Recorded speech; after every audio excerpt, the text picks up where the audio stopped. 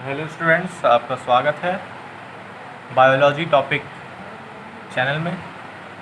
तो आज का जो हमारा टॉपिक है, जो हमने चैप्टर स्टार्ट किया था, तो मैंने इंट्रोडक्शन वाले वीडियो में ही बताया था कि पहला जो हमारा वीडियो आने वाला है वो होने वाला है सेल की डेफिनेशन, सेल के फादर, सेल किसने डिस्कवर किया था, सेल टर्म किसने दिया था। इन सब के बारे में हम अध्ययन करेंगे, इन सब के बारे में हम पढ़ेंगे। तो हमारा सेल चैप्टर स्टार्ट हो गया है। तो स्टूडेंट्स, सेल जो है structurally and functionally basic unit of a living organism, और you can say life. Structurally and functionally, कार्यात्मक और रचनात्मक इकाई है जीवन की सेल। दोस्तों, सेल की खोज सर्वप्रथम सबसे पहले रॉबर्ट हुक ने की थी 1665 ईस्वी में, जो कि जिसको कॉर्कस, दोस्तों कॉर्क प्लांट के कॉर्क प्लांट के छाल जो होता है, जैसे आप आम का पेड़ देखोगे तो उसमें छाल होता है, तो उसी तरह कॉर्क नाम का एक प्लांट था, अभी भी कहीं कहीं पाया जाता है। तो उस प्लांट के छाल को रॉबर्ट हुक ने अपने बनाए हुए माइक्रोस्कोप में देखा था।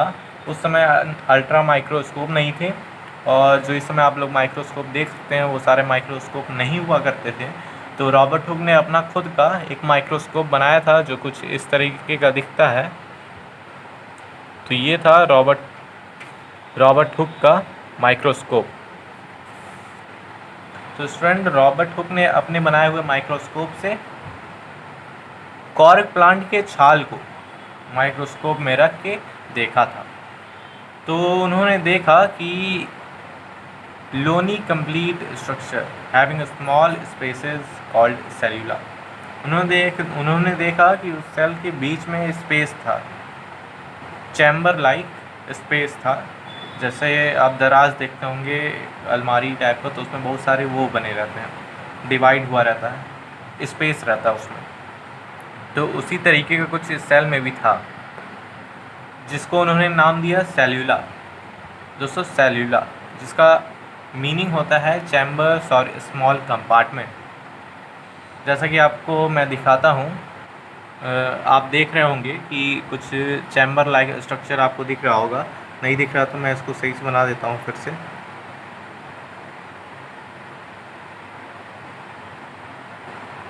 दोस्तों, ये चैम्बर्स हैं।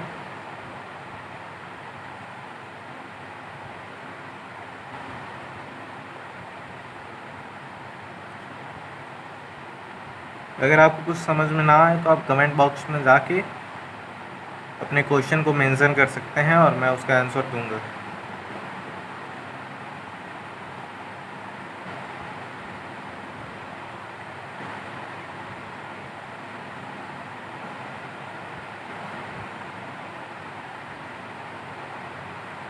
तो दोस्तों, आप देख रहे हैं ये है सेल का स्ट्रक्चर, और ये जो चैम्बर्स खाली हैं इसका नाम है सेल्यूला।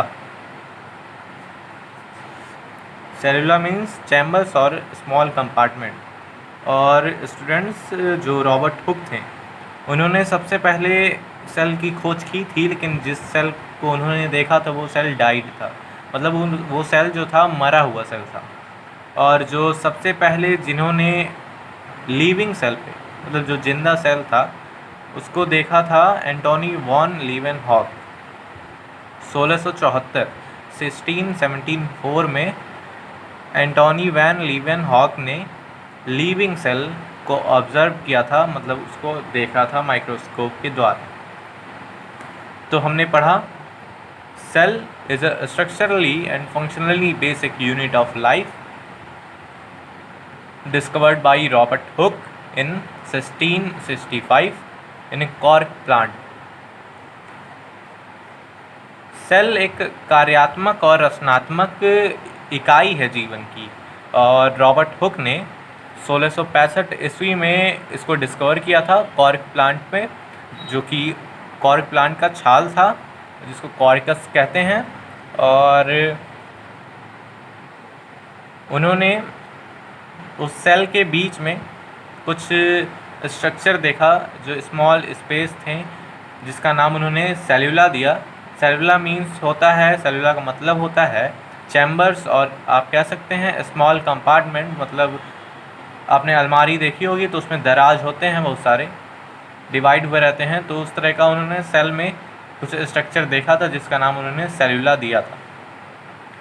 रॉबर्ट हुक ने जो सेल देखा था वो सेल डाई था, मतलब मरा हुआ था, और जो पहला लिविंग सेल देखा गया था उसको एंटोनी वैन लीवेनहॉक ने 1674 ईस्वी में देखा था।